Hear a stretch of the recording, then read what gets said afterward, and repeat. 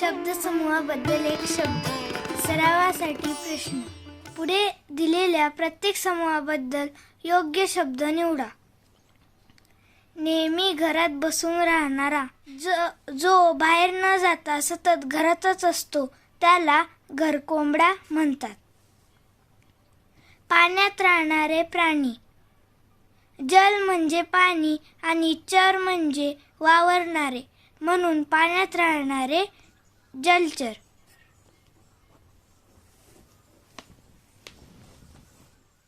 कविता करणारी.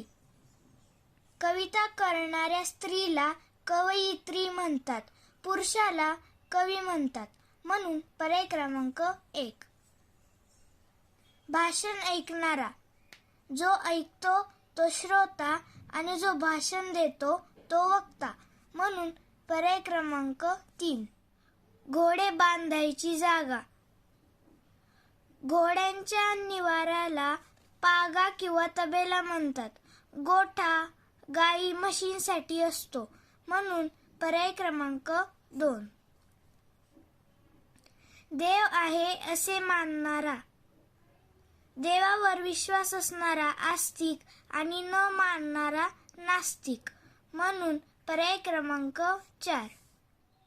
उंचावरून पडणारा पाण्याचा प्रवाह. डोंगर किंवा कड्यावरून पडणाऱ्या प्रवाहाला धबधबा म्हणतात, म्हणून पर्याय क्रमांक 1. दररोज प्रसिद्ध होणारे. दिन म्हणजे दिवस. दररोज प्रसिद्ध होणाऱ्या वृत्तपत्राला दैनिक म्हणतात, म्हणून पर्याय क्रमांक 3. स्वतः करावयाचा अभ्यास. स्वतःहून घेतलेला सराव किंवा अभ्यास म्हणजे स्वाध्याय, म्हणून पर्याय क्रमांक 2. पुढील प्रत्येक वाक्यातील ठळक शब्दसमूहासाठी योग्य शब्द निवडा. कृष्णा वर्धेकर सुंदर चित्रे काढतात. चित्र काढणाऱ्या व्यक्तीला चित्रकार म्हणतात, म्हणून पर्याय क्रमांक 2. माझे आजोबा खूप दानधर्म करणारे आहेत. जो मोठ्या प्रमाणात दानशूरता दाखवतो तो दानशूर, म्हणजेच पर्याय क्रमांक 4. नकुल आई वडील नाहीत असा मुलगा आहे.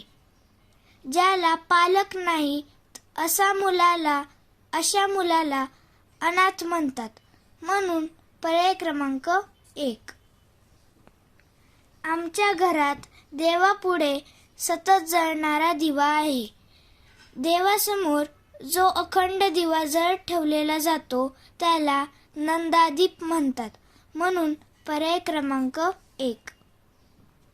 सुगीला माकडांचा खेळ करणारे गावोगावी फिरतात. माकडांचे खेळ दाखवून पोट भरणाऱ्याला मदारी म्हणतात, म्हणून पर्याय क्रमांक 3. शिकाऱ्याने शिकारीसाठी उंच माळा बांधला आहे.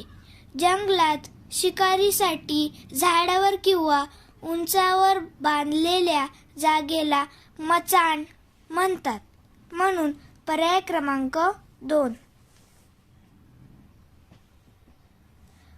पुढे दिलेल्या प्रत्येक शब्दासाठी योग्य शब्दसमूह निवडा. प्रभात काळ. प्रभात म्हणजे सकाळ. सूर्य उगवण्याची वेळ म्हणजे प्रभात काळ, म्हणून पर्याय क्रमांक 3. अंगचोर. जो कामात आळस किंवा काम टाळतो त्याला अंगचोर म्हणतात, म्हणून पर्याय क्रमांक 4. उगम. जिथून नदीचा प्रवाह सुरू होतो त्याला नदीचा उगम म्हणतात, म्हणून पर्याय क्रमांक 1. सारथी. रथ हाकणाऱ्या किंवा चालवणाऱ्या व्यक्तीला सारथी म्हणतात, म्हणून पर्याय क्रमांक 2. फितूर. आपल्या माणसाची दगा करून शत्रूला मिळणाऱ्याला फितूर म्हणतात, म्हणून पर्याय क्रमांक 4. आखाडा. कुस्तीसाठी तयार केलेल्या लाल मातीच्या जागेला आखाडा म्हणतात. म्हणून पर्याय क्रमांक 1. लोकनायक, जो लोकांचे नेतृत्व करतो आणि जनतेचा नेता असतो तो लोकनायक. म्हणून पर्याय क्रमांक 3. पुढील प्रत्येक प्रश्नाच्या उत्तरासाठी योग्य पर्याय निवडा. पुढीलपैकी योग्य जोडी निवडा. सर्व इच्छा पूर्ण करणारा वृक्ष, वड. लग्नासाठी जमलेले लोक, प्रेक्षक.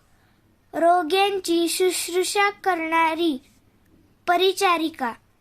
ज्याला कोणी शत्रू नाही असा, सवंगडी. रुग्णांची शुश्रूषा करणारी म्हणजे परिचारिका. ही योग्य जोडी आहे. म्हणून पर्याय क्रमांक 3. पुढीलपैकी चुकीची जोडी निवडा. लाखो रुपयांचा धनी, लक्षाधीश. पायात जोडे चपला न घातलेला, पादचारी. वनात राहणारे, वनवासी. दुसऱ्यांवर उपकार करणारा, परोपकारी. पायात जोडे चपला न घातलेला म्हणजे वाणी नसून तो अनवाणी असतो. पादचारी म्हणजे पायी चालणारा. म्हणून पर्याय क्रमांक 2. पुढीलपैकी योग्य जोडी निवडा. जमिनीखालून गेलेला गुप्त मार्ग, भुयार. मालाचा साठा करून ठेवण्याची जागा, खंदक. खूप आयुष्य असलेला, अल्पायुषी. 8 दिवसांचा काळ, पंधरवडा. जमिनीखालून गेलेला गुप्त मार्ग म्हणजे भुयार. ही जोडी पूर्णतः अचूक आहे. म्हणून पर्याय क्रमांक 1. थँक्यू.